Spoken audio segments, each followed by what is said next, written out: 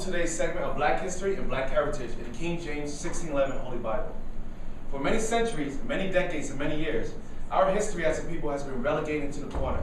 We have been given 1 month out of the year, where it's not enough months nor years to contain a substantial amount of our true history. The history that we know is American-based history, magnifying the Civil Rights Movement, the Jim Crow era, and slavery as a whole, neglecting to uncover the other half of our history of what occurred before slavery. What happened? What land did we come from as a people? What is our true nationality according to the Bible? What foods do we eat? What language do we speak?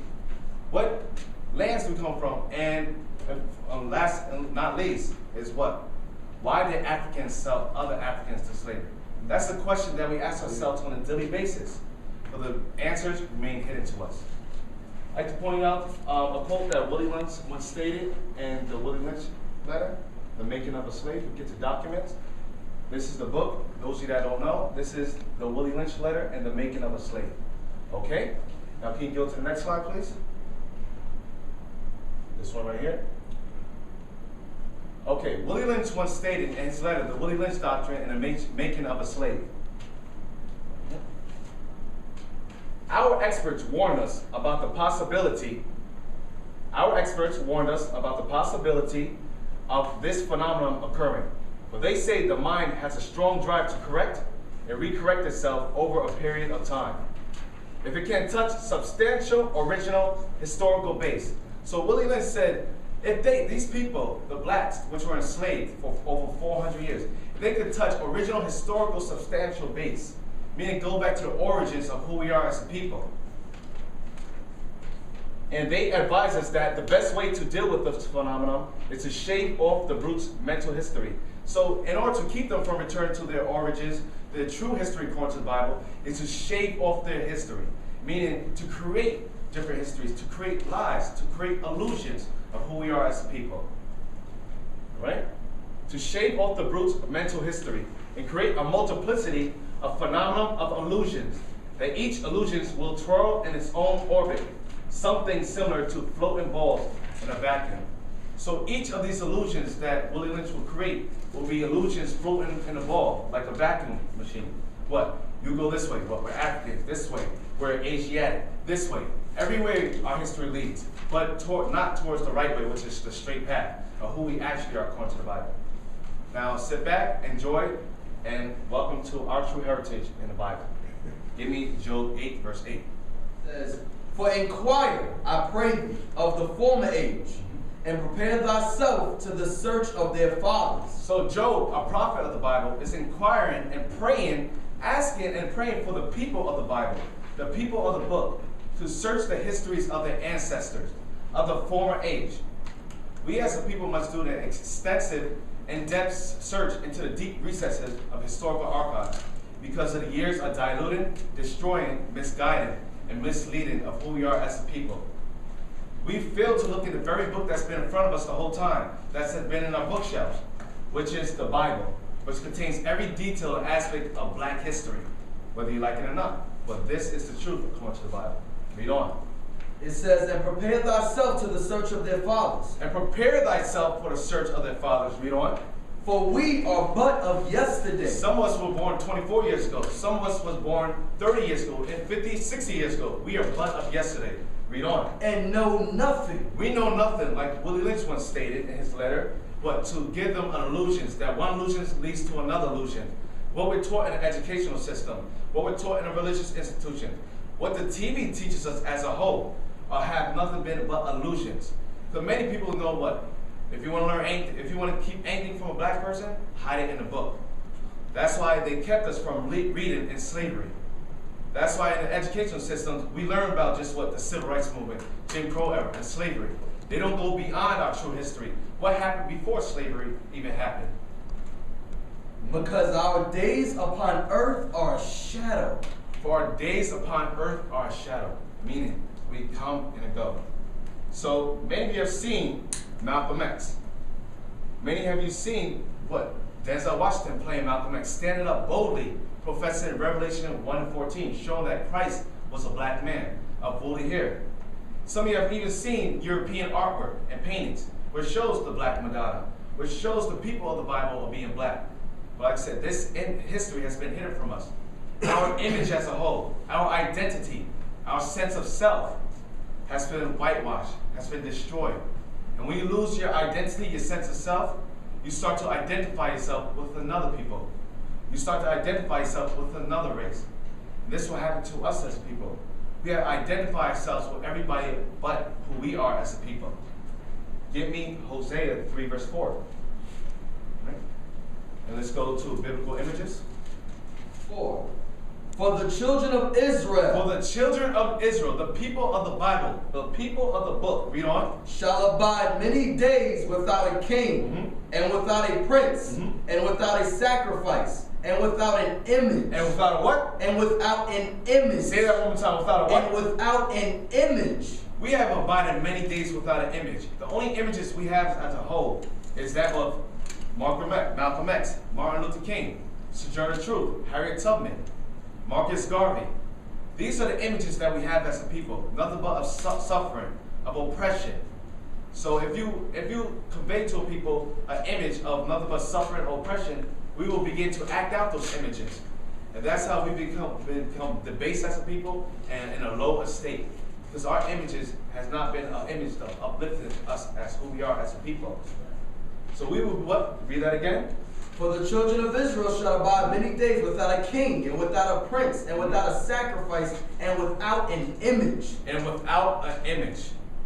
Now, let's get the history of when our images was taken away from us as a people. Let's get 1 Maccabees 3, verse 48. Now, many of you have heard of the book of the Apocrypha. Just to give you background information on the Apocrypha. The Apocrypha is a book which bridges the gap between the Old Testament and the New Testament. Can you show them the Bible? What's showing the Apocrypha in it? Yeah, this is it right here. It's the King James Original 1611 Holy Bible. Now, can you get to where it says Apocrypha?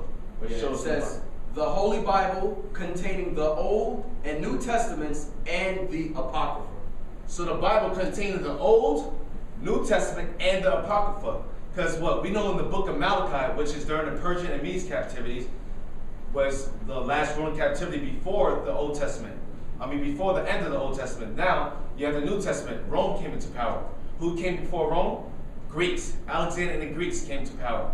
Now, in order to jump from the Persian and Medes to the Romans, you have to acknowledge the Greeks. And the Apocrypha acknowledges the Greeks in the rulership. Now, this is from the book of the Apocrypha, 1 Maccabees 3, verse 48.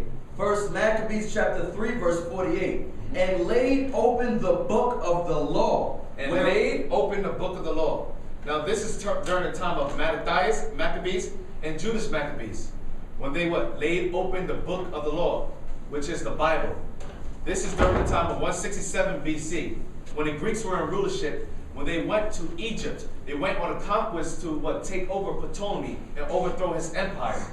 Him and the Greek armies passing through Jerusalem laid open the book of the law, which is the Bible. Read on. Wherein the heathen. Wherein the what? Wherein the heathen. Now, many people think heathen means a bad person. That's what is taught to us in a religious institution. Well, heathen usually means a non-Israelite person, according to the Zondervan Bible Dictionary. Where the heathen making reference to the Greeks. The Greeks at the time laid open the book of the law. Read on. Had sought to paint the likeness of their images. The Greeks had sought to paint the likeness of their images. Now, for the Greeks to paint the likeness of the images, mean they had to change the people of the Bible. Now, we know the Greeks were of Caucasian descent, or so-called white people of today's standards. Now, we know Greeks look like the people of today.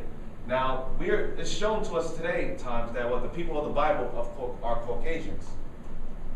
Now, if the people of the Bible are Caucasians, why would the Greeks have to lay open the Bible and paint their images? Why? Because the people of the Bible look different from what the Greeks look like. They were not of Caucasian descent or white people, according to the Bible. Now, let's go in history during the Renaissance era, 1453. This happened twice in history.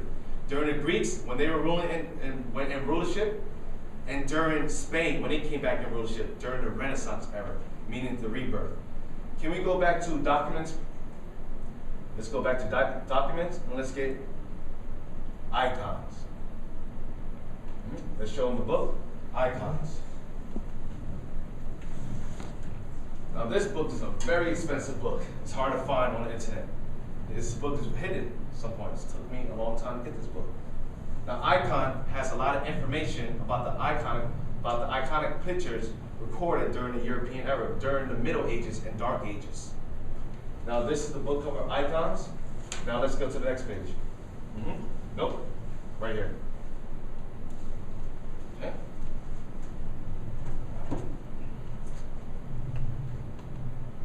Okay. Can you maximize this? Go to what? Okay. This is from the book Icons. This is from the chapter, The Icons of Constantinople, by Kurt Weitzman. Constantinople, okay? Go to left. Can you read that? It says, iconoclasm, Venetian looting in 1204, and the sack by the Turks in 1453 are the main reasons why only very few icons have survived in Constantinople. So 1453, the Renaissance era, is the reason why only a few iconic pictures survived.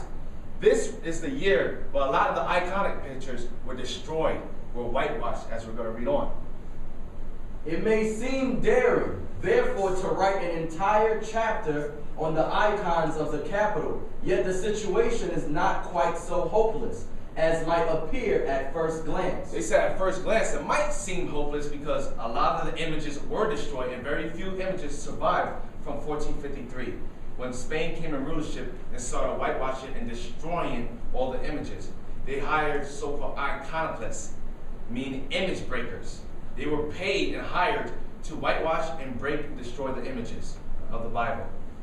Icons existed not only as pan paintings icons existed not only as pan paintings, but also as frescoes and wall mosaics. So icons also existed as wall mosaics, meaning paint pictures and depictions of the people of the Bible. Read on. Some of which have emerged from layers of whitewash. So some of these iconic images were emerged from layers of whitewash, meaning they were made white. Just like during the time of the Greek Empire, when it says the heathen has sought to paint the likeness of their images. Just as like the Romans came back in powership as Spain. In 1453, the Renaissance era, they whitewashed all the images of the people of the Bible. Read on. Some of which have emerged from layers of whitewash to give an undiluted impression of the highest achievements of Constantinopolitan art. Okay, now let's see, what are the images of the Bible? What are the depictions of the people of the book? Let's get Genesis 2 verse 7. Now let's get biblical images. Genesis chapter 2 verse 7. And the Lord God formed man of the dust of the ground. And God formed man of the dust of the ground. Now, when you examine the dust of the ground, what color is the dust of the ground? You can look outside right now. The dust of the ground is different shades of brown. The deeper you go into the ground, the darker it gets. Now, some of you might not believe that. You need more evidence, more proof. Now, let's go back to the iconic pictures. Not this one. Let's go to the top. Go to the top. Our Living Bible. Our Living Bible, press that. Now, this is a book called Our Living Bible. Our Living Bible was written by Michael Avi Yonah and Emil G. Gralin. All right? This book you can pick up in the stores. This book you can find on eBay in different sites. All right? Let's go to the next picture. Now read that picture again. Read that. Genesis chapter 2 verse 7. And the Lord God formed man of the dust of the ground. And God formed man of the dust of the ground. Now we see one of the pictures which will emerge. It was not, like the book said, it doesn't seem hopeless, but some of these pictures emerge out of layers of whitewashing. Now let's see one of the pictures that emerged out of layers of whitewashing. Adam and Eve on a fresco from the catacomb at Naples. Many of you visited Rome. Many of you visited the Colosseum. Little did you know that the things under the Colosseum was the catacombs, where you had the gladiators painted images of their forefathers. Now, this is one of the images of their forefathers, of them being what color? black. I'm going to hit the lights just so you guys can see a better depiction. What color are these people? These colored people are the same color as the ground. As you can see, the ground is brown. Because Lord God formed man from the dust of the ground. Just like these people, Adam and Eve, were formed from the dust of the ground. Yes, they were so-called black people. People of dark pigmentations. And this was taken from the catacombs. That's right. Where the gladiators were what? Fighting. Where they dwelt. Alright? Now, let's go to Jeremiah 14 verse 2. Let's get documents. Let's see more proof. Let's say that the dust of the ground is not different shades of brown or black, as we say it is. Jeremiah 14 verse 2. Jeremiah chapter 14 verse 2. Judah mourneth, and the gates thereof languish. Judah mourneth. Judah mourneth. What is the tribe of Judah? Judah is where Jew comes from. Jew is different derivative. Jew is the derivative of the word Judah. Now, a joint along with Judah was 3 tribes. The southern kingdom. Can you pass me the 12 tribes poster? Now, these were the 3 tribes which were joint to Judah, the southern kingdom. Because if you know the Bible, in history, there was 2 kingdoms, southern kingdom and northern kingdom, Judah and Israel, where the tribes split. Judah consists of the 12 tribes of Israel, of Judah, Benjamin, and Levi. These made up the people which are the Jews. These people will be considered the American blacks today, the West Indian blacks, and the Haitians. Maybe you're still confused, but we're going to get in more detail as the lesson proceeds. Yes, it's very confusing. Hold on, be patient, and relax. Everything's going to be explained as we go on. So these 3 people consisted of the Jews. Read that again. Jeremiah chapter 14 verse 2. Judah mourneth, and the gates thereof languish. So Judah is in mourning. Why? Because they're oppressed as a people. Because they're in sorrow. Because what? They have been suffering slavery over a period of time. So they're in a state of mourning. The biblical Jews. Read on. Judah mourneth, and the gates thereof languish. They are black. They are what? They are black. They are white. They are black. Yellow. They are black. Green. They are black. They are black unto what? Unto the ground. Black unto the ground. Because when you examine the ground is different shades of brown. Just like you see me. I'm not black, but I'm what? Caramel. But they consider me black. They categorize me as being black. Right. Or you have some people that are light-skinned. They categorize them as being black. So black is a representation of different shades of brown. So it says the Jews are black unto the ground. Now, if we could go to this book, Nature Knows No Color Line. Some of you have this book. Some of you read this book. This is by J.A. Rogers, a black scholar, which went to Europe. J. Rogers went to Europe and took images, actual factual images and archaeological evidence of the people that were ruling during the Middle Ages and Dark Ages. And it said the Middle Ages were called Dark Ages for a reason. We're going to get that later on in the lesson. All right, now let's go to the next page. Okay, enlarge that, please.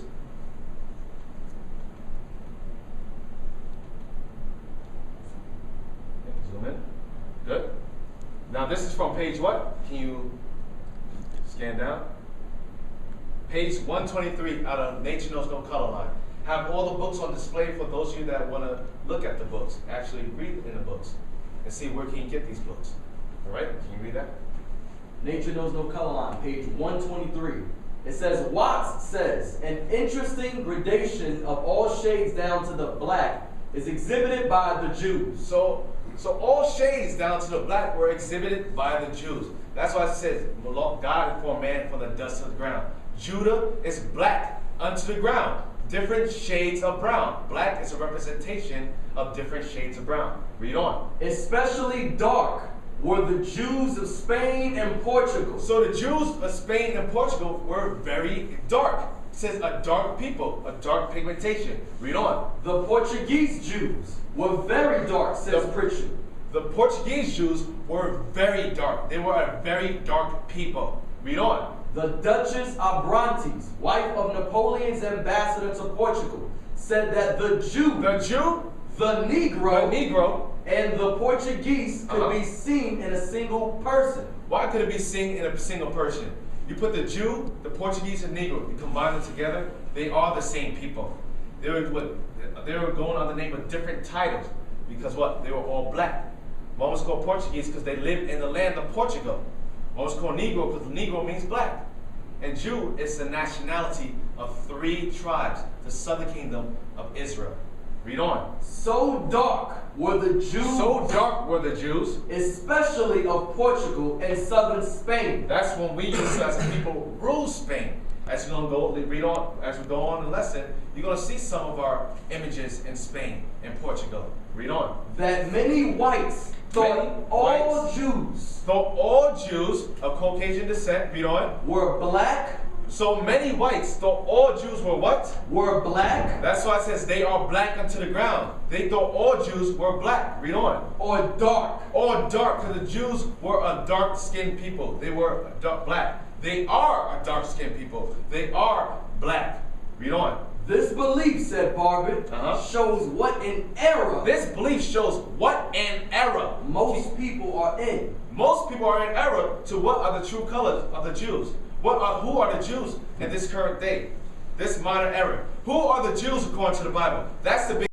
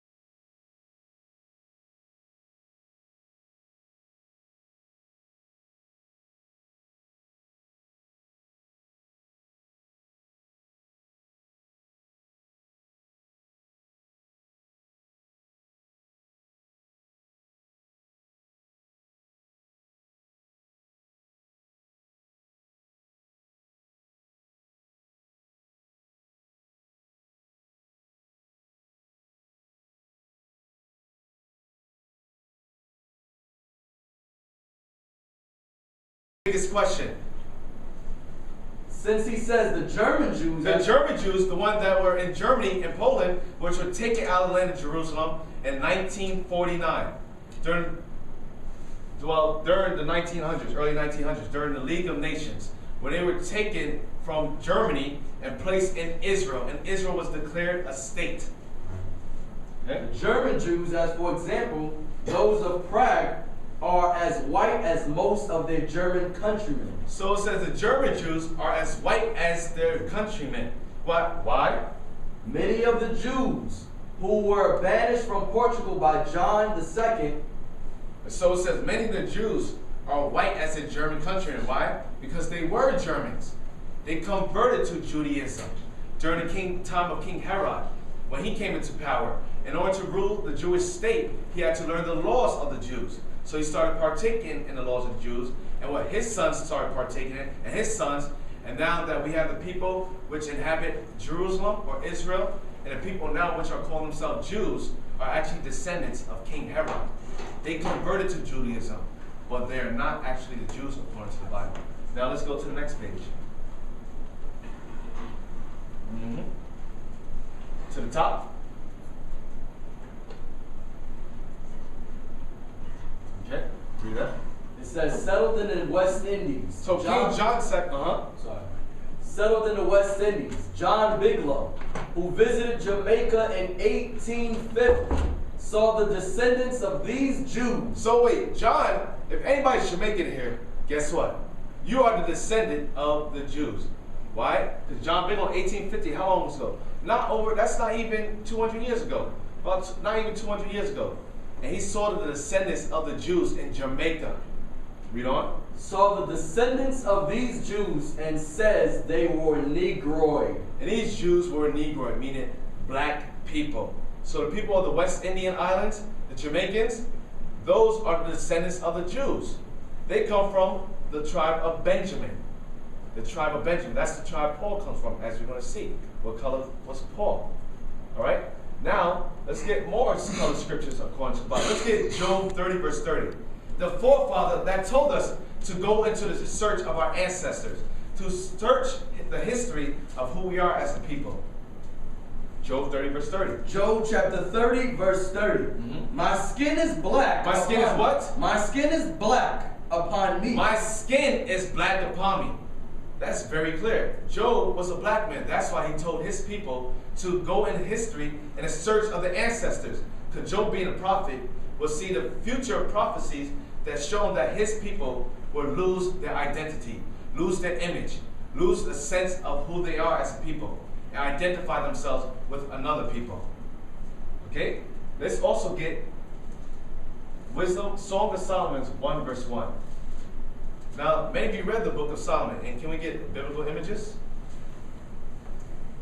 Maybe you read the Song of Solomon and thought it was a woman speaking. We're going to see who wrote the Song of Solomon.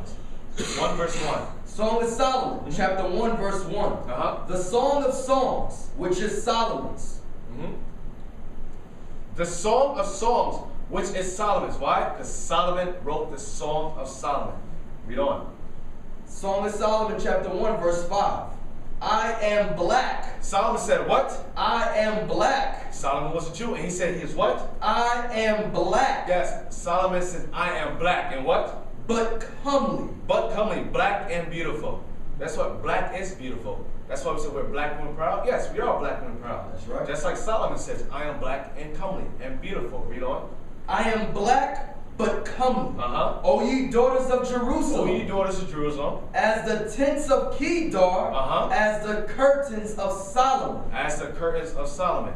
So Solomon says, I am black. Let's get this picture.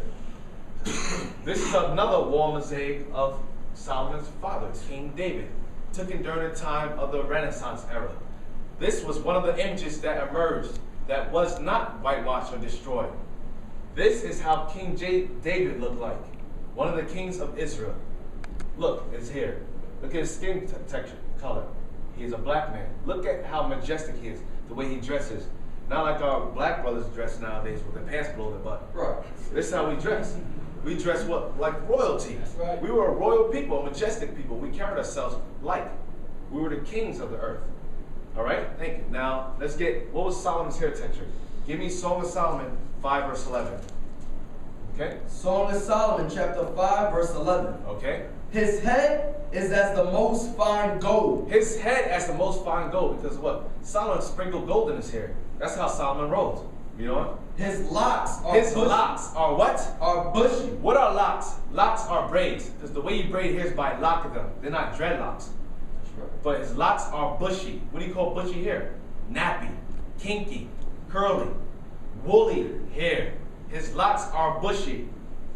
And black as a raven. And his hair was black as a raven, meaning he had dark hair. So Solomon, let's see, he was black, he had a bushy, and he had braids in his hair.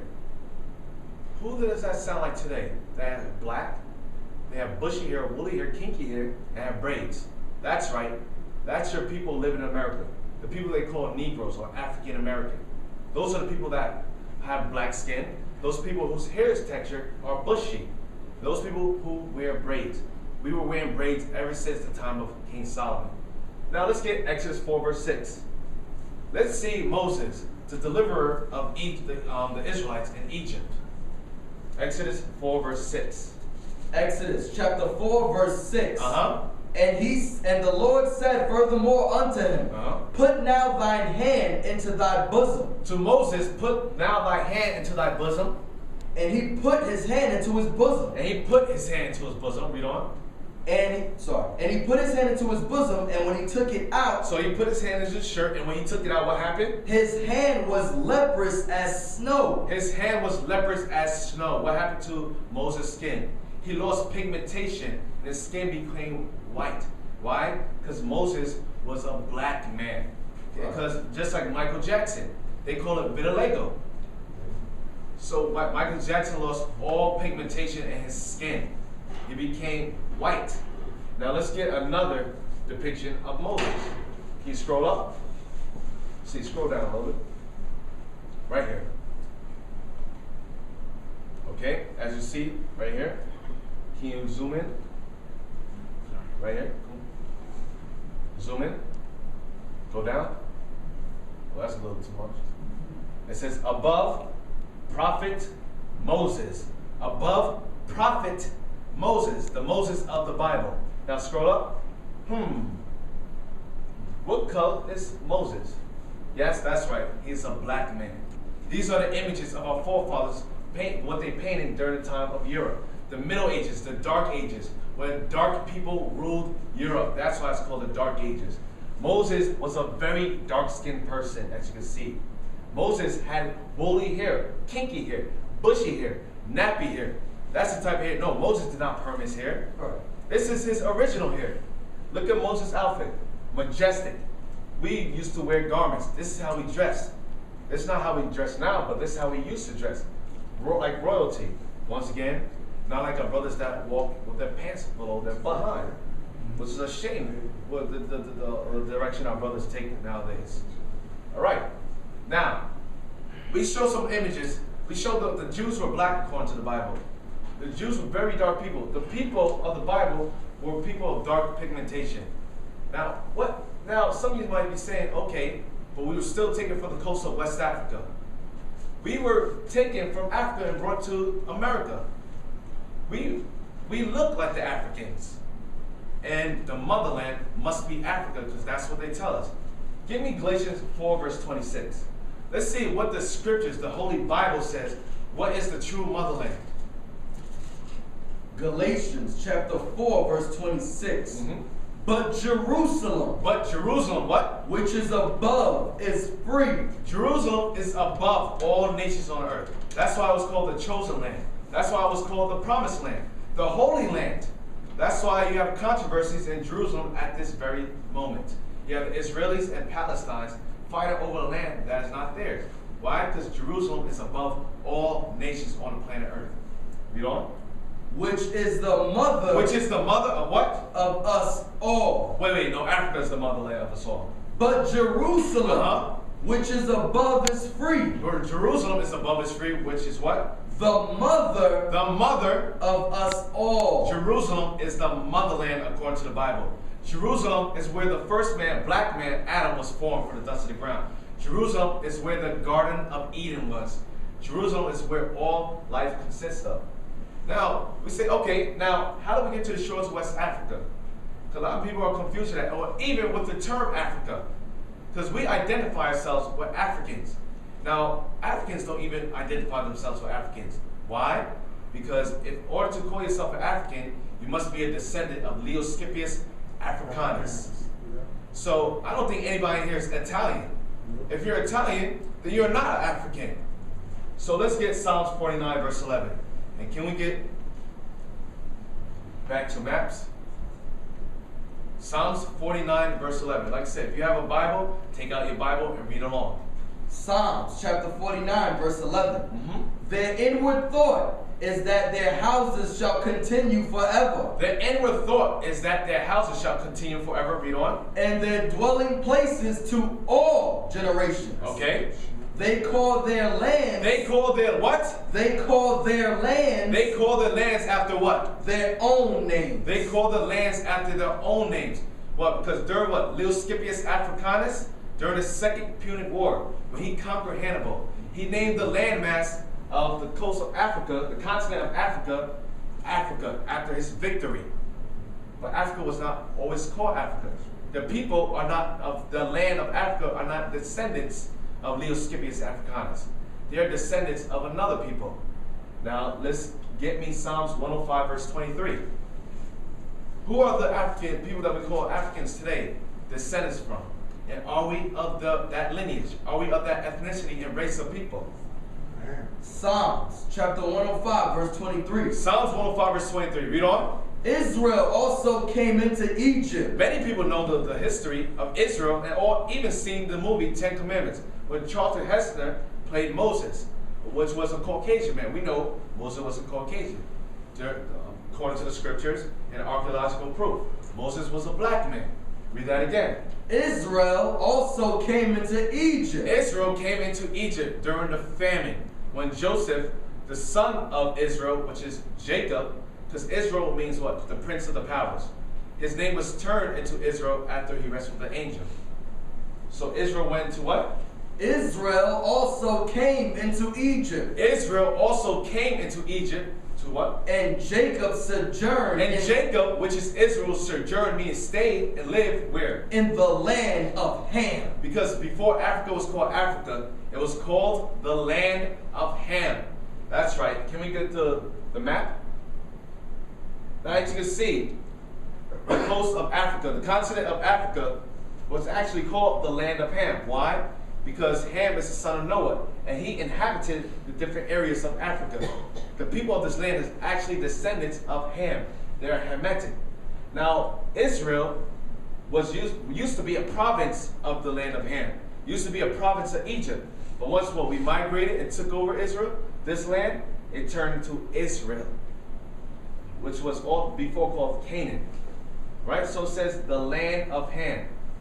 Now, let's see, the land of Ham. If we're saying the people are Hamitic descent, of the people of Ham, let's see what the scholarly Bible dictionary says about this. Can we get the documents? Because the scholars know about this information I'm bringing up. They have it in these books. Once again, you want to hide anything from a Negro? They say what? Hide it in a book. We got the books. It's no longer going to be hidden from our people, of who we are as a people. All the evidence containing where did we come from? How did we get to the coast of West Africa? And why was Africans selling Africans? It makes no sense. Why would they sell millions upon millions of their own people? All right? This is from the Compact Bible Dictionary, right here. Okay, zoom in to Ham. Okay, zoom in right here. Can you read that? Ham. This is Zondervan Compact Bible Dictionary.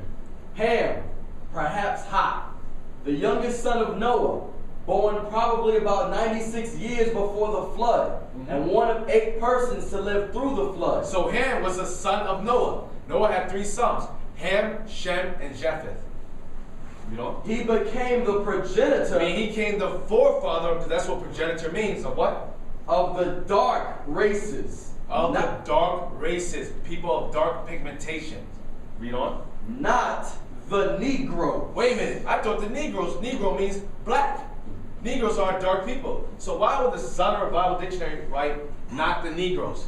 If we are of Hamitic descent, if we are the same people of Ham, why would they write and make a clear distinction saying not the Negroes?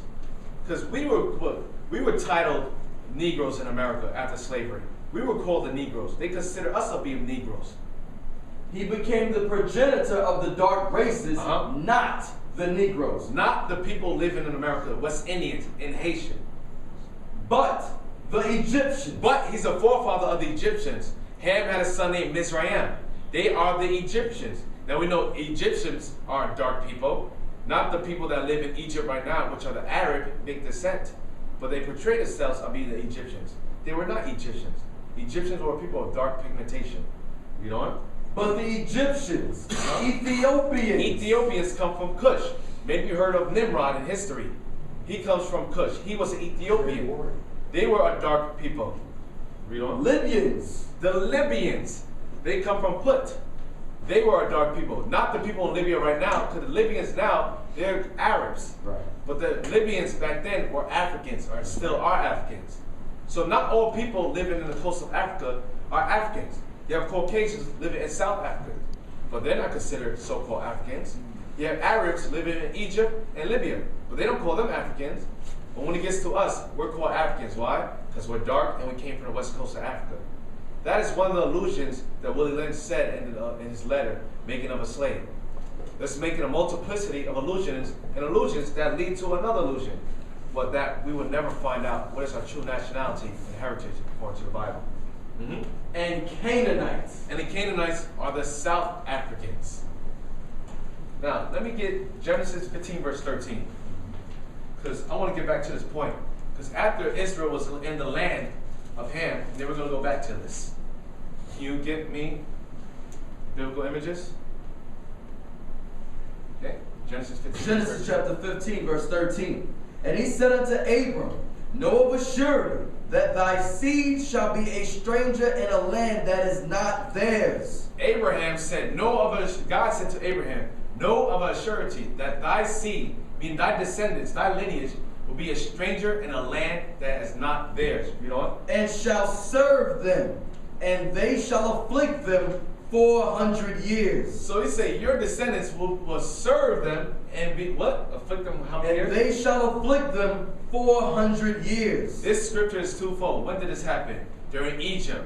After Israel went to Egypt, they were enslaved by the pharaohs. What happened? When did this happen again?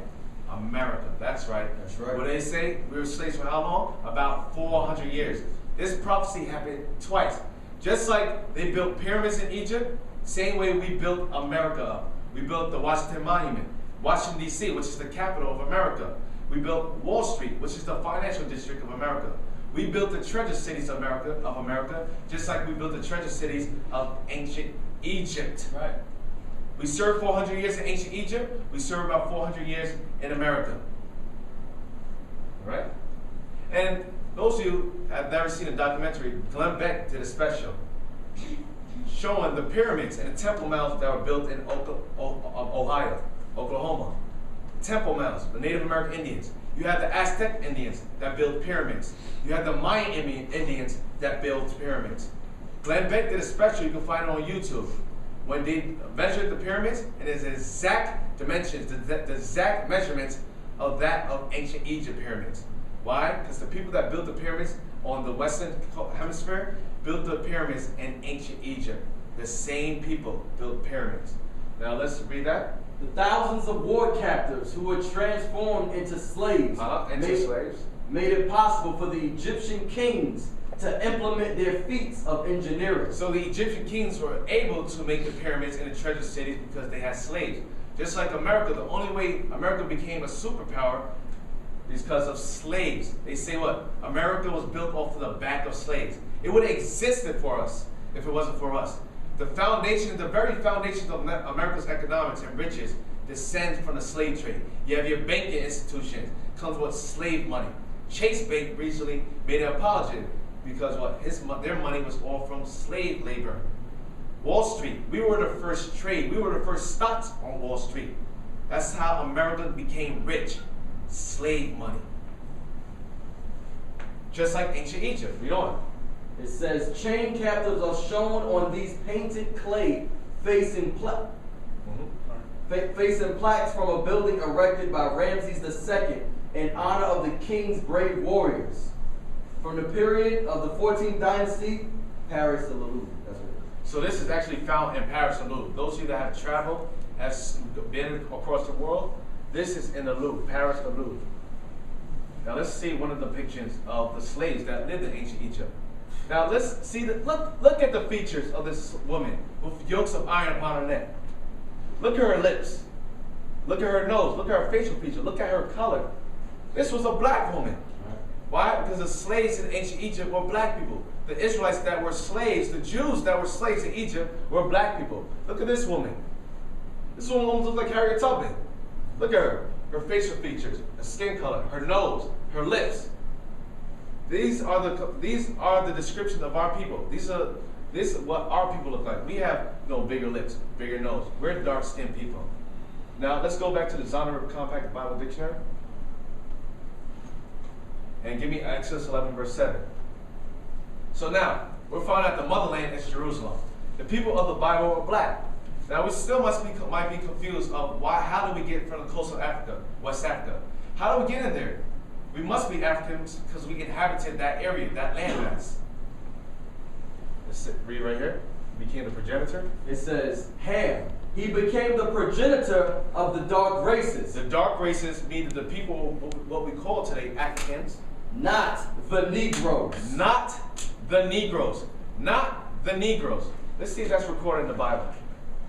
Exodus chapter 11, verse 7. But against any of the children of Israel. But against any of the children of Israel. Shall not a dog move his tongue. Shall not even a dog move his tongue. Read on. Against man or beast. That ye may know how that the Lord doth put a difference. The Lord does put a difference. The Lord does put a difference. He became the progenitor of the dark races, not the Negroes. The difference. Read on. Between the Egyptians. Between the Egyptians, which are descendants of Ham. And Israel. And Israel. Now, if he was the Israelites were of Caucasian descent or white people according to the Bible, why would God have to put a difference between them? It'll be a clear difference. Let's go to the scriptures. Get me Genesis 42, verse 6. And can you go back to our biblical images?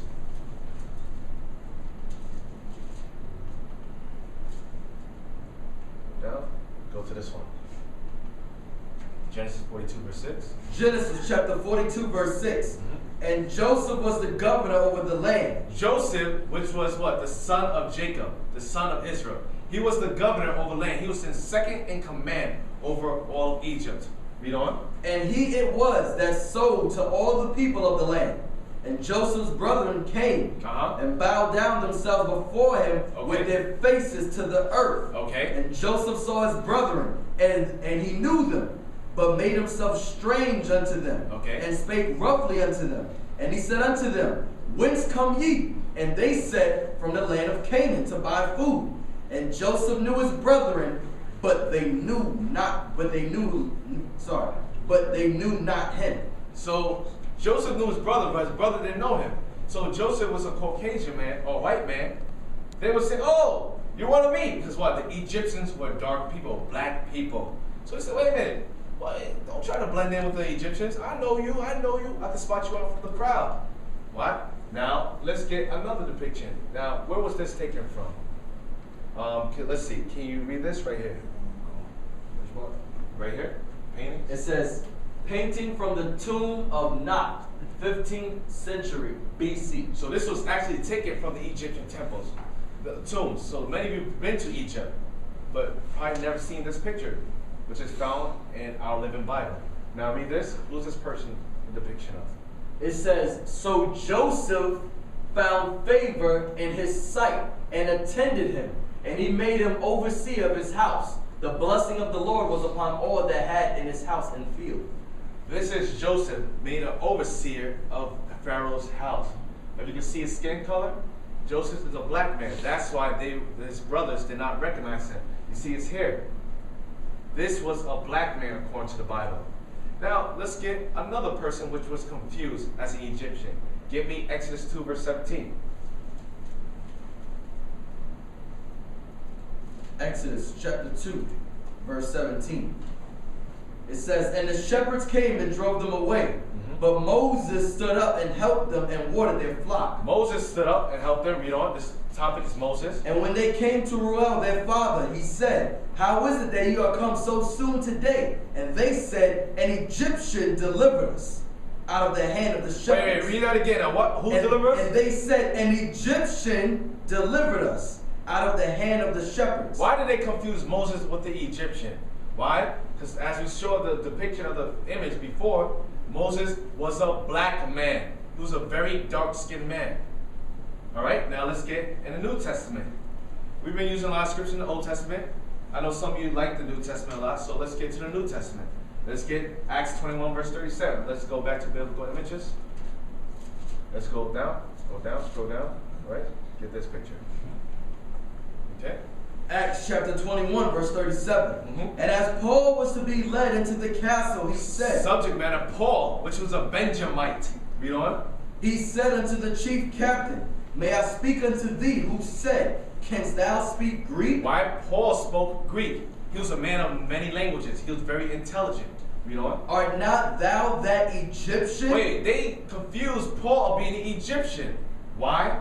Because that's like the scripture says, I put a difference between Israel and Egyptians. The Zondervan Compact Bible Dictionary says what? Ham, the progenitor of the dark races, not the Negroes. There's a difference between blacks living in America and people of the land of Africa, which is of descendants of Ham. We are not of Ham. We are Semitic or Shemitic. We come from the lineage of Shem. Not all people are dark or Africans. Because what you have Arabs, they are black people. There are many black Arabs. You have Chinese. There are many dark black Chinese. You have Filipinos. You have Japanese. So these people are all black people, but not all the people descend from the same lineage. Now, as you can see, this is the picture of Paul, taken from the book of Icons. This is one of our images taken from the Middle Ages. As you can see. Now, we cover color in the Bible. We show you the difference between the color of the difference between an African, a so-called African, and a people of this day. That we are not descendants of Ham, but actually descendants of Israel, Jacob. Now, how did we get into the land of Africa? How did we get there? Because we were taken out there during the 1619 slave trade, transatlantic slave trade. Let's get the beginning of this. Get me 2 Maccabees, chapter 2. Okay. 2 Maccabees chapter 1, verse 1. The brethren, the Jews that be in Jerusalem and in the land of Judea. The brethren, the Jews that be in Jerusalem and the land of what? Judea. Wish unto the brethren, the Jews that are throughout Egypt. Wish unto the brethren, the Jews that are throughout what? Egypt. Egypt is in northeastern Africa. You know what? Health and peace. So, Maccabees was writing to the Jews that live in Egypt. Why? Because the Jews migrated to Egypt when they were being persecuted by Antiochus Epiphanes IV. Now, let's get Acts 2, verse 5. Because we read the Old Testament and it says, what the prophet says, with the Jews that be out through Egypt. Now, when we get to the New Testament, it shows a further migration of where the Jews dwelt in, the lands that they inhabited in Africa. Acts chapter 2, verse 5. And there were dwelling at Jerusalem Jews, devout men, out of every nation under heaven. There were Jews dwelling where? At Jerusalem. At Jerusalem. Devout men. Out of every nation nation under heaven. Because what? During the Babylonian captivity, the Jews were scattered in the lands of Babylon. During the Persian captivity, the Jews were scattered in the provinces of Persia. During the Greek captivity, the Jews were scattered in the land of the Greeks. Now we're in the Roman captivity, when Rome came into rulership. Read that again. And there were dwelling at Jerusalem Jews, devout men, out of every nation under heaven. Out of every nation under heaven. That's why the disciples were going to Greece. That's why they were going to Rome. You see, in the New Testament, they were called Greeks. Why? Because the Jews were taking on Greek customs. They were called Hellenists. That's why in America, we call ourselves Americans, but we're not Americans, we're citizens. Just like in Rome, in the book of Romans. They were speaking to the Jews which were in Rome, in Ephesus, the Jews that were in Ephesus. Why? Because they were in every nation because of slavery. Now give me verse 10. Phrygia and Pamphylia, in Egypt. And Egypt, these were some of the places the Jews were dwelling in. Read on. And in parts of Libya. And in parts of Libya. That's still northeast Africa. Now we start to penetrate the borders of Libya. Now we're in Libya. Read on. About Cyrene. About Cyrene. That's another place in Africa. Read on. And strangers of Rome. And strangers of Rome. Read on. Jews and proselytes. Jews and proselytes. So the Jews were in Rome. We're in Egypt. We're in Libya. We're in Cyrene. These are different coasts of Africa that we start inhabiting. Now give me Acts 8, verse 27. Let's get more information of what places, areas in Africa that we inhabited, the Jews. Acts chapter 8, verse 27. And he arose and went, and behold, a man of Ethiopia. This is Philip. He arose and went, and behold, a man of Ethiopia.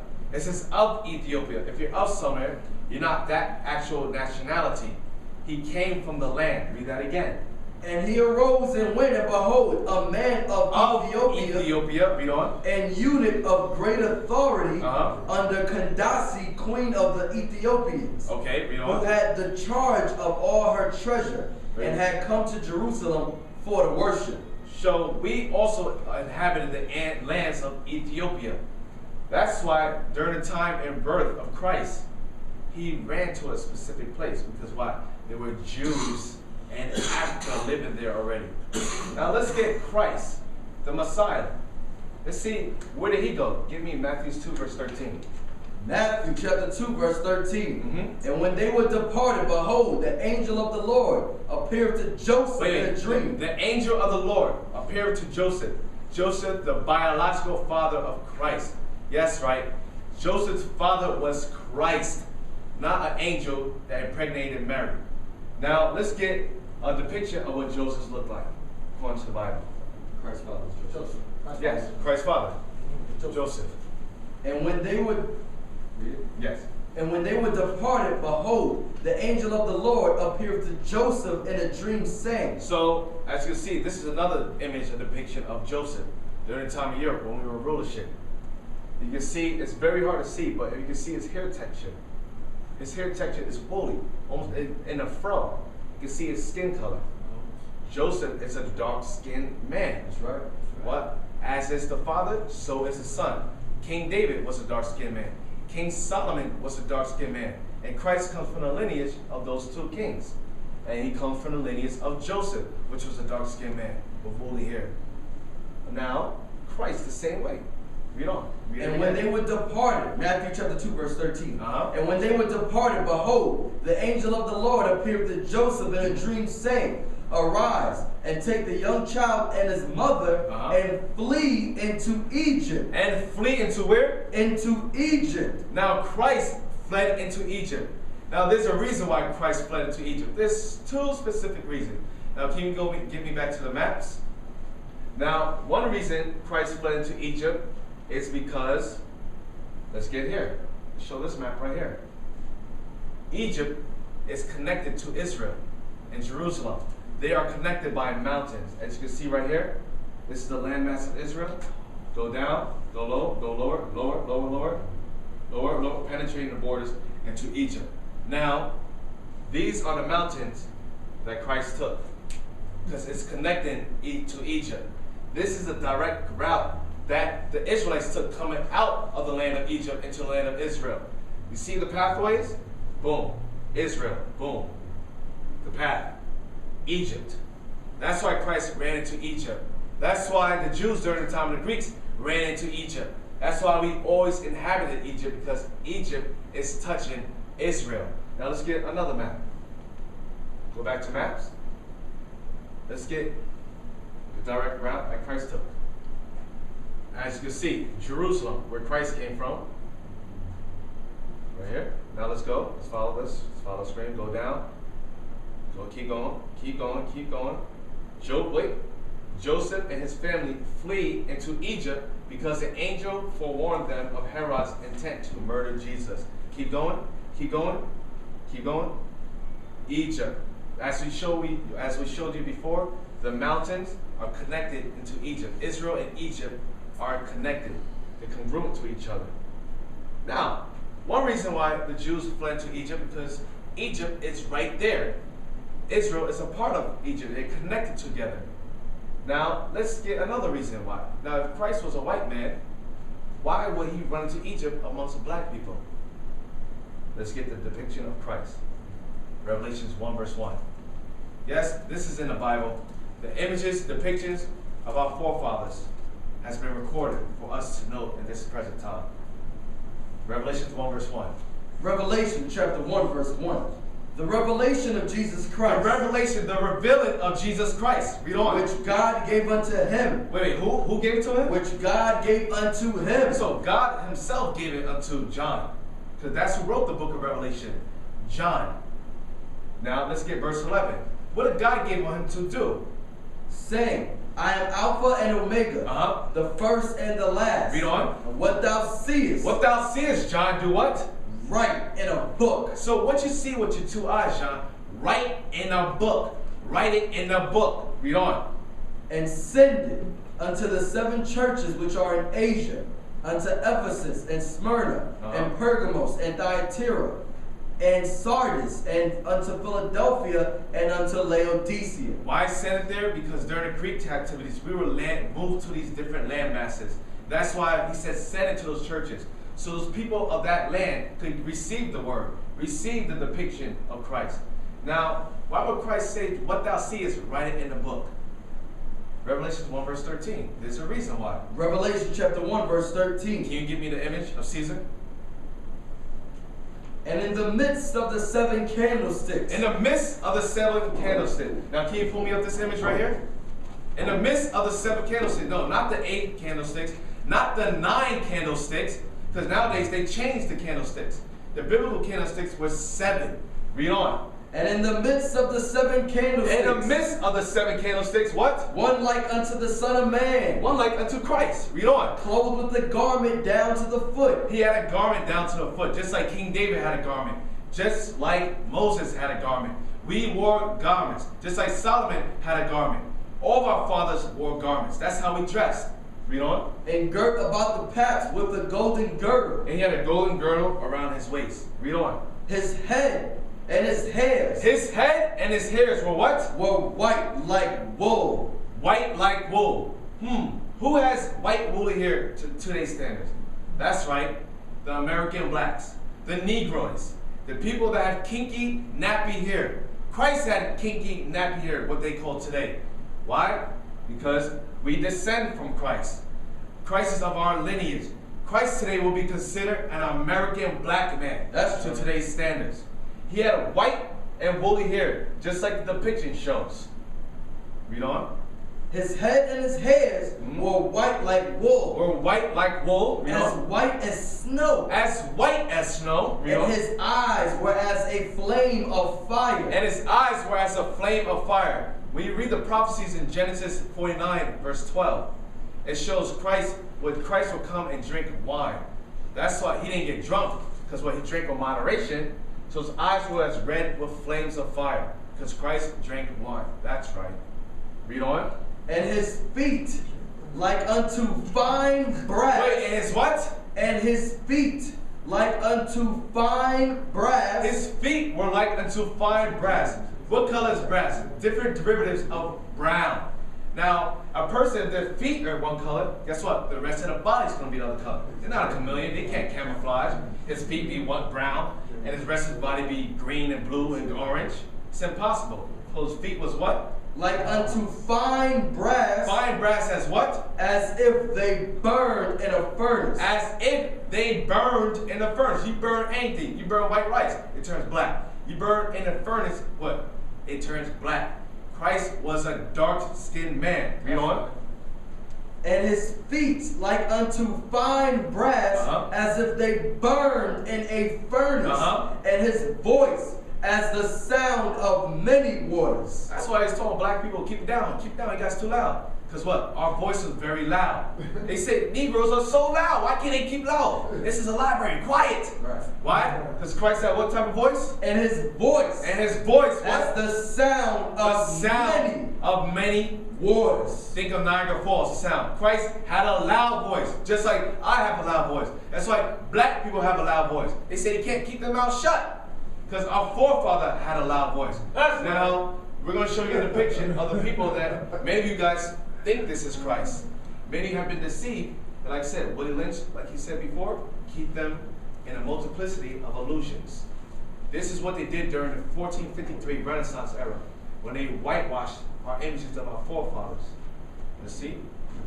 Can you hold this up? This man right here, the ones that's depicted as Christ, all over the TV stations and these Disney World. This is actually indeed Caesar Borgia. Many of you have seen the show on HBO, The Borgia's Family. It came out as the original crime family. Caesar Borgia is the reason why the white image of Christ exists to this very day. Right. During the 1453, during the Renaissance era, you had Pope Alexander VI, which is Caesar Borgia's father, hired Leonardo da Vinci and Michelangelo to paint images of his son. As you can see right here, this is taken out of the book. The Borgias. This is taken out of the book, and these are sketches. Caesar Borgia by Leonardo da Vinci. These are the actual sketches of him sketching Caesar Borgia as being Christ. This is the man right here. This is the tyrant over Spain. He was considered a tyrant and the most wicked person ever to rule. See the images?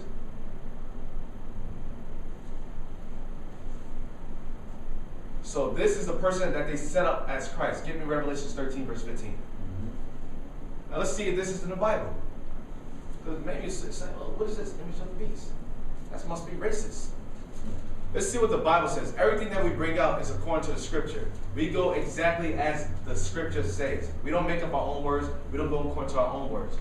Revelation chapter 13, verse 15. And he had power to give life unto the image of the beast. And he had power to give life unto the image of the beast. When Rome came back as Spain, during the Renaissance, they had power to give life to the image of the beast. They gave the life of Caesar Borgia to Christ. And they made Caesar Borgia as Christ. Read on.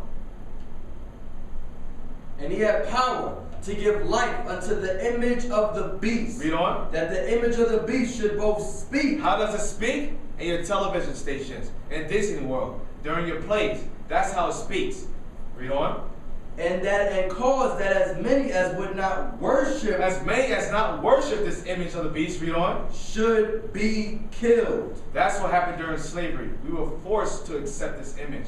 We were forced on the cotton fields. They said, if you don't accept this image, if you don't accept our religion, our doctrine, you will be killed. So we were forced into worshiping this and accepting this as Christ. Now, there's a saying in the world. As is the Son, so is the Father. You look like your father. Many of you have fathers that look exactly like your father. Now, let's get depictions of God.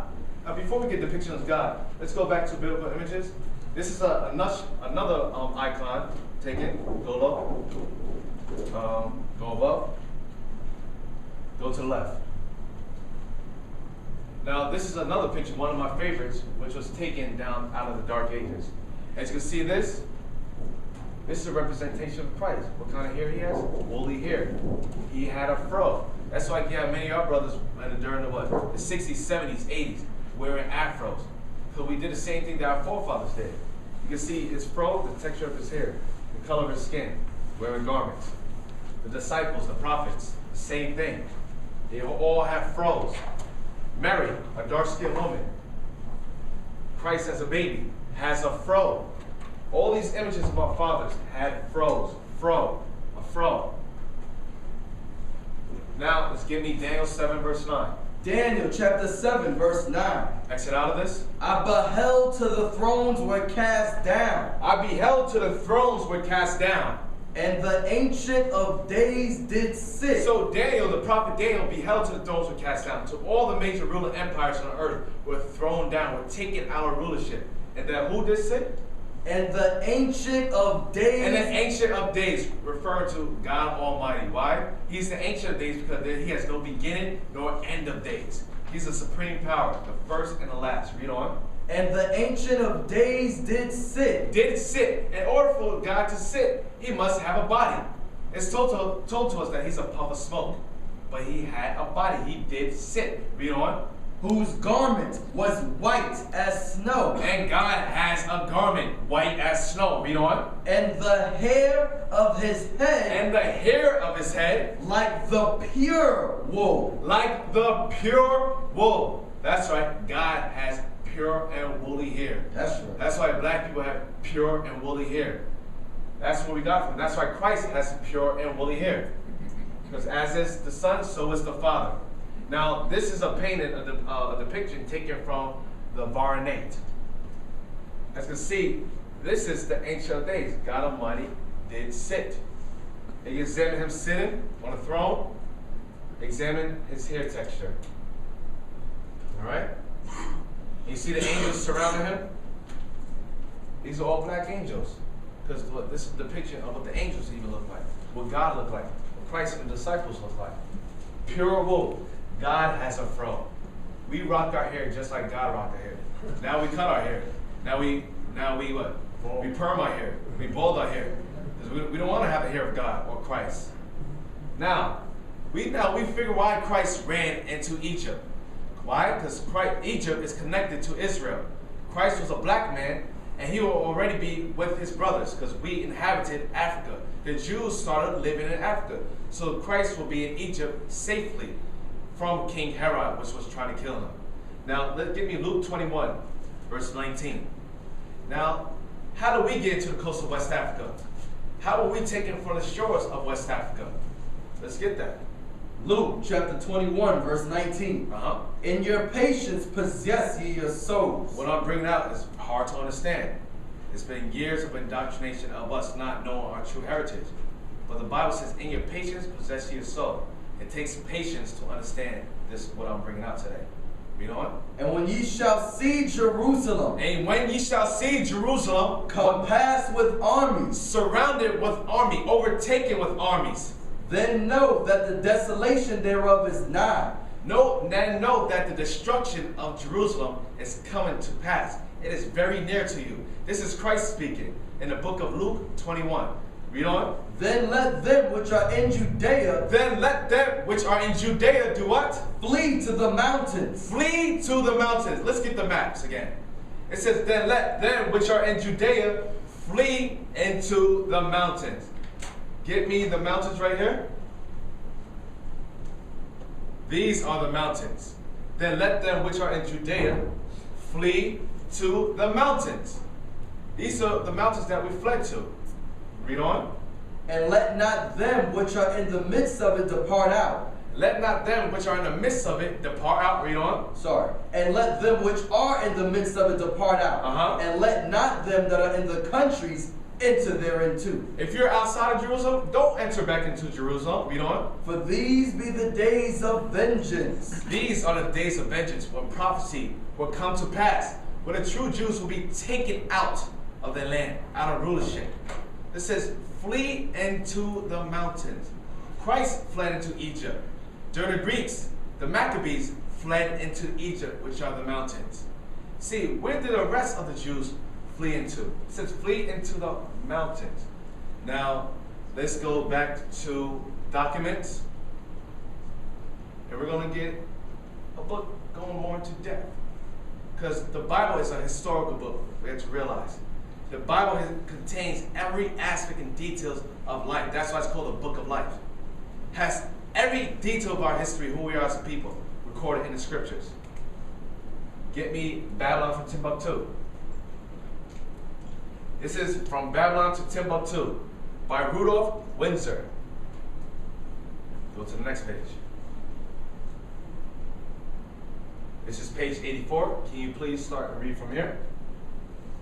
From Babylon to Timbuktu, page 84. In the year of 65 BC, the Roman armies under General Pompey captured Jerusalem. In 70 AD, General Vespasian and his son Titus put an end to the Jewish state. So, General what? Vespasian and his son Titus put an end to Jewish state. That's why Christ says, when you see Jerusalem compassed for army, flee to the mountains. Because what? Jerusalem will be compassed by the Roman armies. I know General Vespasian and Titus. Read on. Put an end to the Jewish state. And they put an end to the Jewish state. Meaning what? This is the desolation thereof, that all things may be written, may come to pass, may be fulfilled. Because Christ prophesied that Jerusalem would be no more inhabited by the biblical Jews. Read on. With great slaughter. With great slaughter. Read on. During the period of the military governors of Palestine, many outrages and atrocities were committed against the residue of the people. Now we're going to go into that. It says many atrocities were committed to the residue of people. So there were people that still remained in Jerusalem. We're going to find out what happened to those remaining people that stayed in Jerusalem in a second.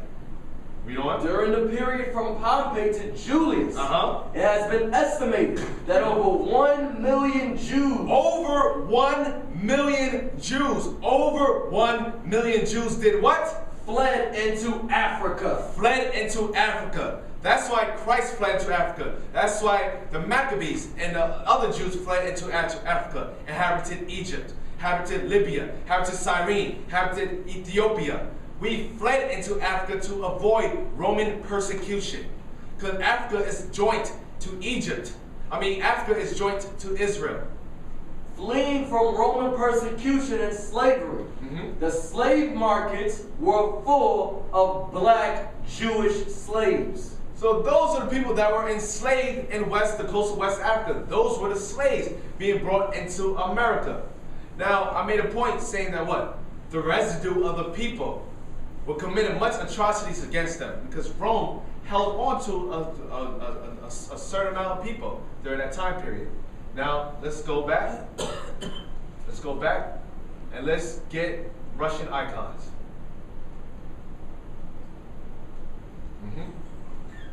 Go down. Go down. Go down. Okay, is that it? Yeah, biblical images, actually. Yeah, biblical images. Okay, go up. All right, can you get me this? Imperial Rome. This is Imperial Rome. Many of you have seen this book. Yes, this is a scholarly book written based on the Roman Empire. Can you go to the next page? Let's see the residue of these people that stayed in Jerusalem. Go to the next page. Get me, nope, not that one. Not that one, go back. Go back. Go to the right. Go to the right. Get me that one. Can you read this? Maximize that. Of them, it says bizarre games for gladiators. What happened to the residue of the Jews that stayed in Jerusalem? It says much atrocities were committed against them. most of them were prisoners of war. Most of them were prisoners of war. Read on. Slaves. They were slaves or what? Or criminals. Sent through stern training schools. Okay, drop down to another part. Gladiators often fought with mismatched weapons. Gladiators often fought with mismatched weapons. Read on. Negroes. Wait, what? Negroes. Who? Negroes. Negroes what? A rare sight in Rome. A rare sight in Rome. Were matched with each other. A dwarf might be pitted against a war man. Wait, go back to gladiators again. Gladiators. Now, the subject matter is the gladiators. Many of you seen the movie Gladiator with Russell Crowe. Many of you seen the show Spartacus. Who were these people in these shows? Read on. Gladiators were what? Often fought with mismatched weapons. So they often fought with mismatched weapons. Read on. Negroes, a rare sight in Rome, were matched with each other. Guess what? The gladiators were the Negroes. Spartacus, the show that's on HBO, that was a Negro man with woolly hair. Many of you seen the movie Gladiator with Russell Crowe. That was a Negro. That was actually a specific person in history. And we're going to get into that. Now let's get some of the depictions of the gladiators. Can you go to the other one? Not this one yet. Go to the other one. Go to this one. You see this man? Look at his hair texture. Woolly hair. Just like all the people in the Bible. Just like us. Woolly hair. Froze. Look at his skin texture. Go out of it. Now, look at the people at the top. Dark-skinned people. Go back to that. Look, go up. Look at their fro. Look at their fro. Look at their skin texture. Keep going. Go to the right. Look at these people. That's right. We were the gladiators. We was the Spartacus. We was the gladiators. We were the Maximus. That was us. The whole history is us as a people. Remember what it was said in the Willie Lynch letter. To create a multiplicity of illusions that lead to another illusion, as the floating balls and vacuums. This is the history that's been whitewashed, that's been taken from us as a people. All right? Now go back. Now let's get Russian, go down. Okay, now let's get Russian icons. Now, so many of you saw the movie Gladiator. Many of you saw Russell Crowe playing a specific gladiator that had power in Rome. That person was an actual person, a person of relevance, of importance. Now go down. Who is this gladiator speaking of? Go down, go down, go up, go up, go up, go up. Right here. This gladiator called Russell Crowe was Septimius Severus.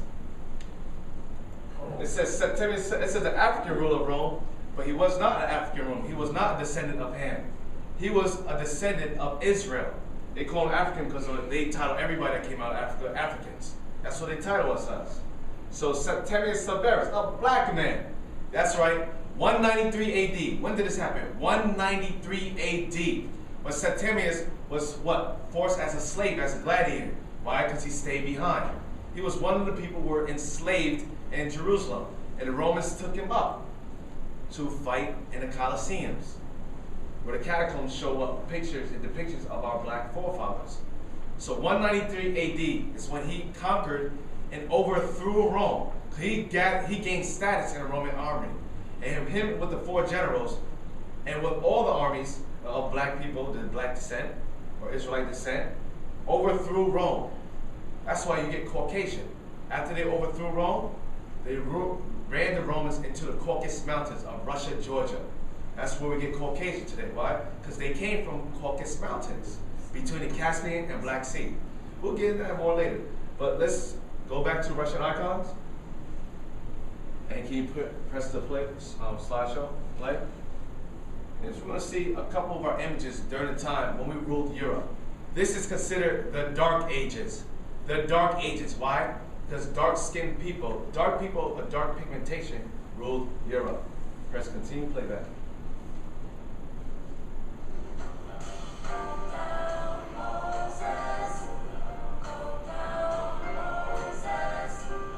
Saint Benedict, who's a forefather, founder of the Catholic Church.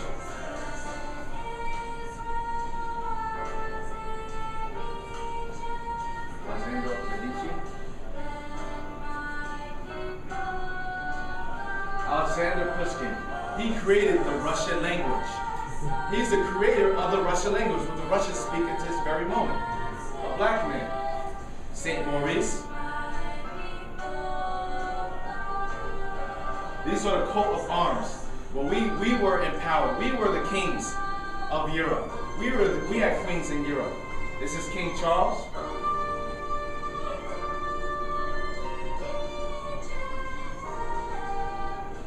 This is what they call the Black Madonna. Those of you have heard stories of. These are depictions of all of our ancestors ruling ancient Rome. Ruling during the Middle Ages.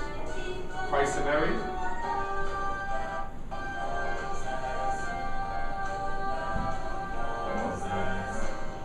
What we saw earlier. This is God and the angels. Depiction of them. These are the coat of arms. We were the families of the German families. We were the Spanish families. We were the Portuguese families. We built Europe, the castles of Europe. Those were all buildings from our forefathers.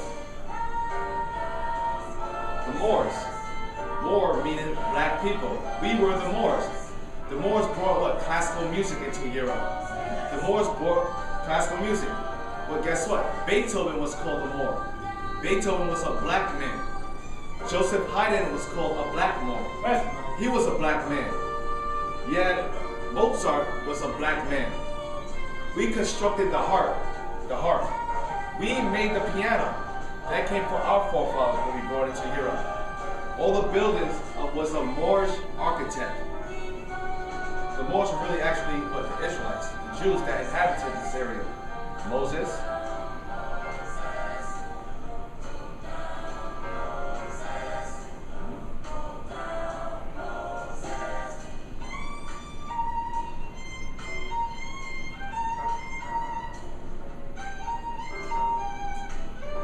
It's taken from the book, The Icons.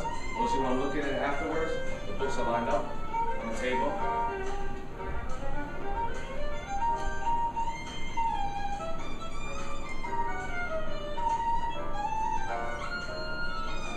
King David.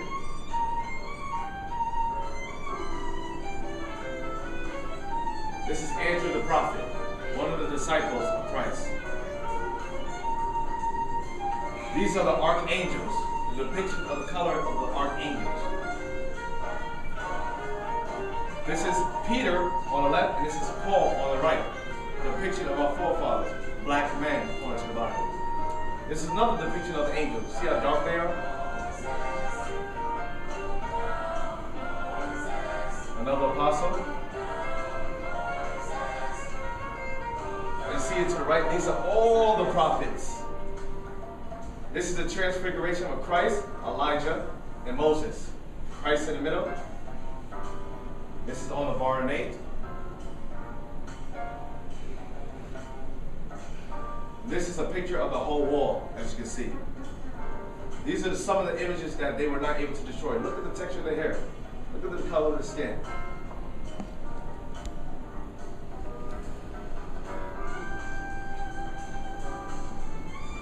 King David playing on the lyre.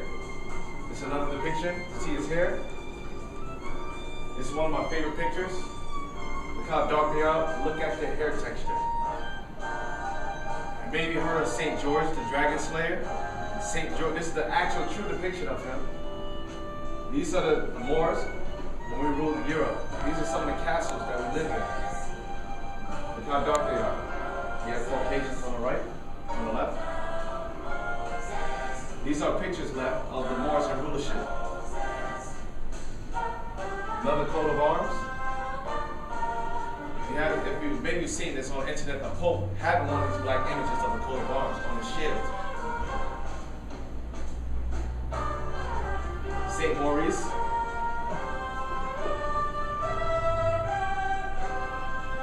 Another of our ancestors during the time of the Dark Ages and Middle Ages.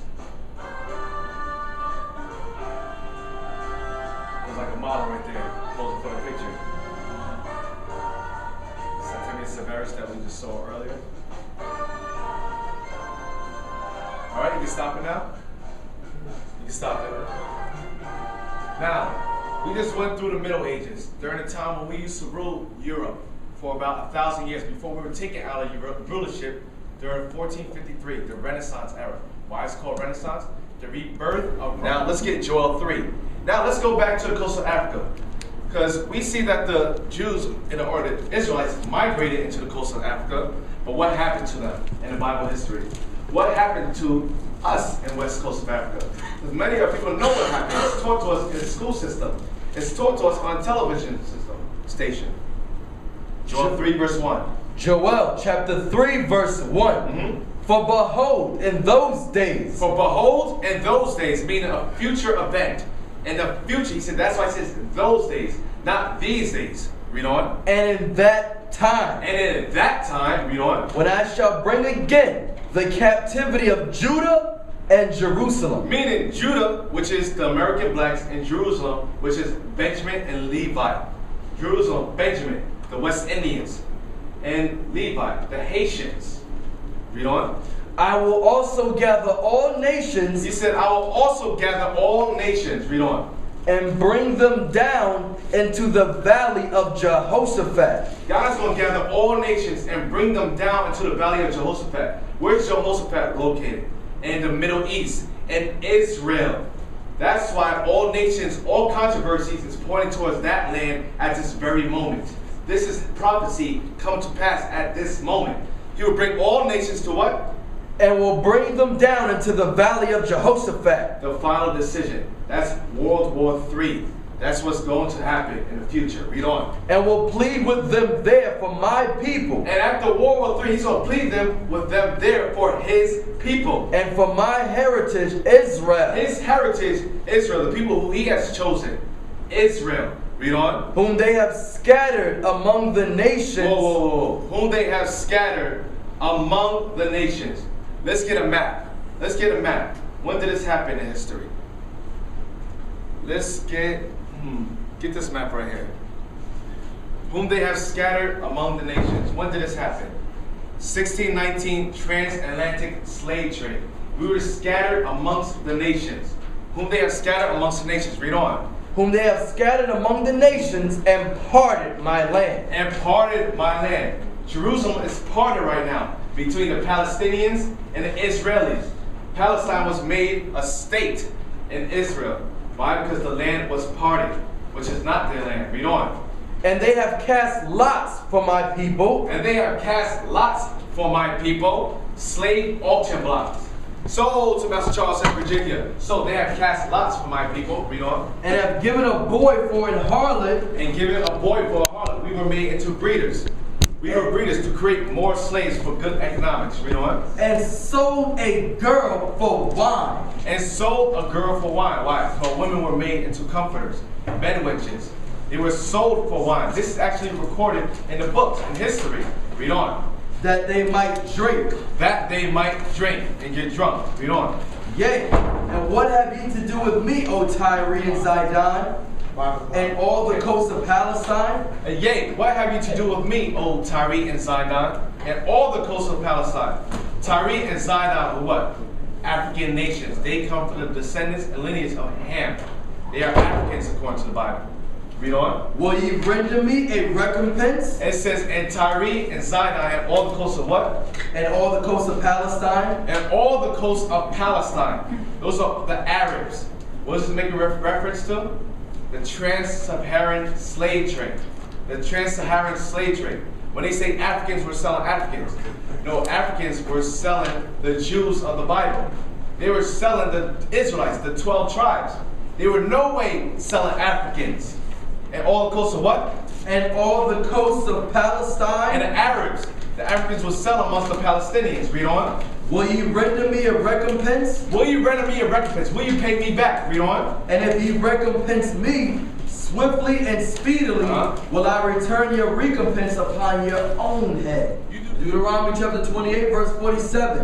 Because thou servest not the Lord thy God. Because we did not serve the Lord his God. Read on. With joyfulness. With joyfulness. And with gladness of heart. And with gladness of heart. For the abundance of all things. For the abundance of all things. Read on. Therefore shalt thou serve thine enemies. Therefore shalt thou serve thy enemies. Get slavery.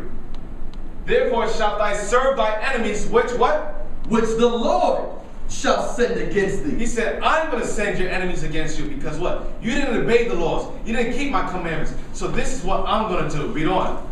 In hunger. In hunger. And in thirst. And in thirst. And in nakedness. And in nakedness will serve. And in want of all things. And for anything we want, we have to go to them. But for education, for religion, for food, for clothing, for marriage license, driver license, and a want of all things. And what? And he shall put a yoke of iron upon thy neck. Shall put a yoke of iron upon thy neck. A yoke of iron upon thy neck. These are the images of our forefathers. This is prophecy in the Bible, which is our slave trade. Prophecy which was written over 2,000 years ago, 3,000 years, come to pass. Moses wrote this and it actually came to pass. He shall put a yoke of iron upon thy what? Upon thy neck. Upon thy neck. Until he have destroyed thee. Until we become destroyed as a people. We lost our sense of self. We lost our nationality. We lost who we are as a people. We were destroyed when the chains came off. Go to some more pictures. Go to the Django.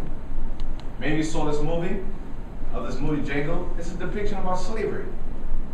This is what happened to us. This is recorded to the Bible. The Bible bears witness with our history that we are the people of the Bible. The 12 tribes of Israel.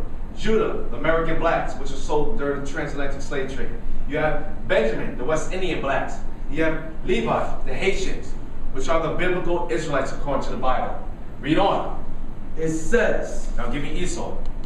Until he have destroyed thee. The Lord shall bring a nation against thee. He said the Lord shall bring a nation against you, Israelites, from far. From the end of the earth. And they're going to come from the end of the earth. They're going to come from Europe. They're going to come from America. Read on. As swift as the eagle flieth. As swift as the eagle flieth.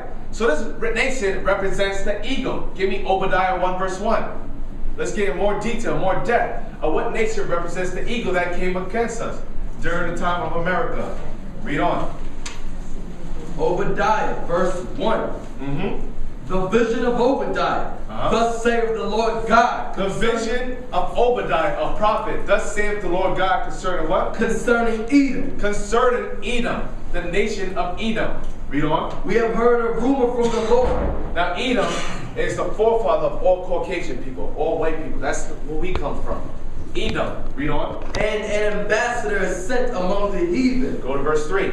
Verse 3. The pride of thine heart have deceived thee. The pride of thy heart have deceived thee. Thou that dwellest in the clefts of the rock. So we found out what Septimius Severus did what? He led the Caucasian to the cleft of the rocks. Read on.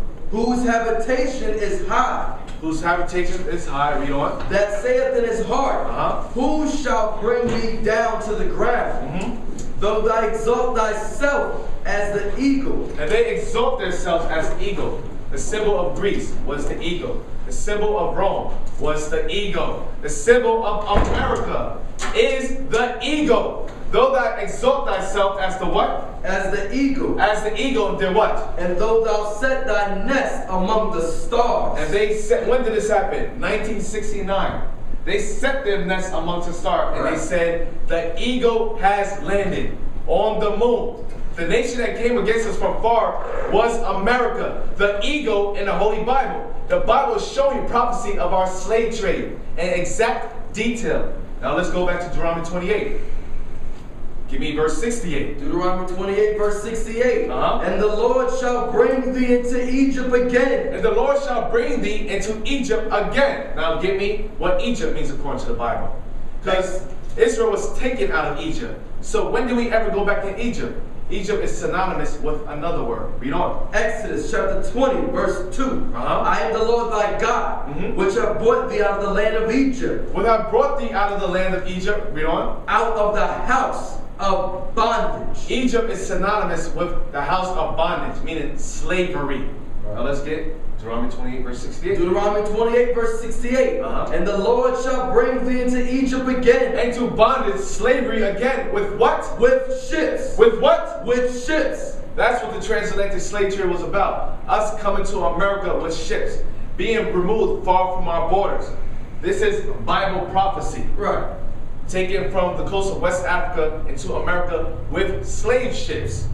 Read on. By the way whereof I spake unto thee, By the way, I'm telling you, read on. thou shalt see it no more again. You will never see your homeland again. You will never see Jerusalem again. Read on. And there And there in America, you do what? ye shall be sold, You shall be sold into who? your enemies. For what? For bondmen For a bondman, slave man, and bondwoman. and slave woman. Yes, when we came to the shores of America, we were sold as slaves for bondman and bondwoman. Read on. And no man shall buy you. And no man shall redeem us from our slavery. Now, give me Deuteronomy 28, verse 32. We're almost done. We're almost done. Deuteronomy chapter 28, verse 32. I'm out of it. Thy sons and thy daughters shall be given unto another people. Thy sons and thy daughters shall be what? Given unto another people. Shall be given unto another people. Come down. And thine eyes shall look and fail with longing for them all the day long. So it says, thy sons and thy daughters shall be given into another people. Now let's look at this right here. And thy eyes shall look and fill with them long for all the day long. Now this was taken from the African Museum in New York City. This was a law. This was a law. We go down, right here. Read this right here. 1706, an act to encourage the baptizing of Negro, Indian, and mulatto slaves. All children born of slave mothers shall be slaves as well. Read it again. All children born of slave mothers shall be slaves as well. Okay, now let's get verse 41. Deuteronomy 28, verse 41. Thou shalt beget sons and daughters, We shall beget sons and daughters. Read on. but thou shalt not enjoy them, For we should not enjoy them. Why? for they shall go into captivity. For they shall go into captivity. Go to, let's see, come down. Go to this one. Okay, read that again. Thou shalt beget sons and daughters, We will beget sons and daughters, have sons and daughters. Read on. but thou shalt not enjoy them, We will not enjoy them. Why? for they shall go into captivity. And that's what happened to them. They went into captivity. Now read that. Slavery was also hard on children. African children were precious to their families, but they were only valued as labor by New York slave owners. Owners might keep one child to help with chores, but did not want to support more. When children got older, they were usually separated from their mothers and sold to live and work in strangers' homes and businesses. A hard life that began at age 4, 5, or 6. Now read verse 41 again. Deuteronomy 28, verse 41. Thou shalt beget sons and daughters, We will beget sons and daughters, and what will happen? but thou shalt not enjoy them. Why? For they shall go into captivity. They were given unto another people. They were forced to work at 4 years old and 5 years old as slave labor. Why? Because this is Bible prophecy. Give me verse 37. Deuteronomy 28, verse 37. And thou shalt become an We astonishment. will become an astonishment. Everywhere we go, the price is dropping in the neighborhood. It's here comes the Negroes. We became an astonishment as a people. Read on. A proverb. A proverb, a wise saying. And Negroes are lazy. This is what they say about us. When we built America, how could we be lazy? Read on. And a byword. And a byword. meaning we will be called outside our God-given name. We will be called Negroes. We will be called colored people. We will be called Afro-Americans, African-Americans. These are the names that we undertook when we went into slavery. This is Bible prophecy of our slave trade. Now get me Deuteronomy chapter 30. Deuteronomy chapter 30, Verse 1. verse 1. And it shall come to pass, And it shall come to pass that what? when all these things that come upon thee, That when all these things come upon thee, read on, the blessing the blessings and the curse, and the curses. The curses have come upon us as a people. The blessings happened during the time of King David and King Solomon. We ruled up for 80 years. Read on. which I have set before thee, God set before us, where? In the Bible. Read on. and thou shalt call them to mind And that's what we're doing. We're calling them to mind. The curses we're calling to mind at this very moment. among all the nations, Among all the nations where? whither the Lord thy God hath driven thee. We were driven among all the nations. And this very day, we're calling the curses to mind. Because the curses show who we are as a people. The curses show that we are the Jews, the real Jews. We are the biblical 12 tribes of Israel. That's who we are. Because we broke the laws, we were sent into captivity. This information is not being taught in the education system, nor a religious institution, nor on a television stations. Read on. It says, and shalt return unto the Lord thy God, And we return, read on. and shalt obey his voice, according to all that I command thee this Read day. on. Thou and thy children, Thou and your children obey the Bible, read on. with all thine heart, With all thy heart, and with all thy soul, and with all thy soul, everything in your spirit, read on. that then the Lord thy God will turn thy captivity, and have compassion upon thee, Then he will return you from your slavery, read on. and have compassion upon thee, Mhm. and will return and gather thee from all the nations, whither the Lord thy God hath scattered thee. We were scattered amongst all nations. He said, when you return, I'm going to come and gather you from all nations, whether he has scattered you. That is the what? Salvation. That is what you call the rapture. That's called what the Israelites being gathered from all nations for serving bondage and being set where? It says, and being set, whither the Lord thy God hath driven thee, and shalt return unto the Lord thy God, and shalt obey his voice, then shalt obey his voice, according to all that I command thee this day, thou and thy children, and with all thine heart, and with all thy soul, that the Lord thy God will turn thy captivity, and have compassion upon thee, and will return and gather thee from all the nations, whither the Lord thy God hath scattered thee. If any of thine be driven out unto the uttermost parts of heaven, Which we were driven out in the islands of Jamaica, the islands of Tobago. Read on. from thence will the Lord thy God gather He thee, said, from thence I will gather you from those islands. Read on. and from thence will he fetch thee. From thence will I fetch you. Read on. And the Lord thy God will bring thee into the land which thy fathers possessed, and thou shalt possess it, and he will do thee good, and multiply thee above thy fathers. So, with all that being said, he said, even all this happened to you as a people. You suffer in America for about 400 years. You were enslaved as a people. You've been oppressed as a people. You struggled. You went to struggle after struggle. You fought. You've been fighting all your life. He says, if you come back, he said, from thence will I gather you from all the nations. From thence will I wake up and return you back to who you are. That you are the biblical Israelites. You are the 12 tribes. You are the Jews of the Bible. And I will return you back into your homeland, which is Jerusalem. That's where we come from. But with that, so thank you for coming to today's event of Black History, Black Heritage, and the King James Holy Bible. Any questions? Any questions? I'm willing to take questions. We also have shirts.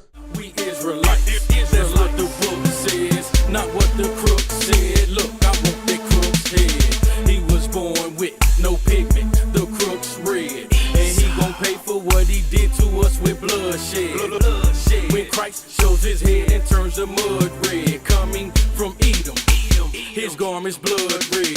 That's why I spare not and cry loud like I'm wired up. Blazing trails all fired up, while y'all lifting y'all pastors up. Starstruck, accepting half truth, and if you do, that makes you a half-breed, scarred much. Worshipping the image of the beast, making love to Esau in between the sheep.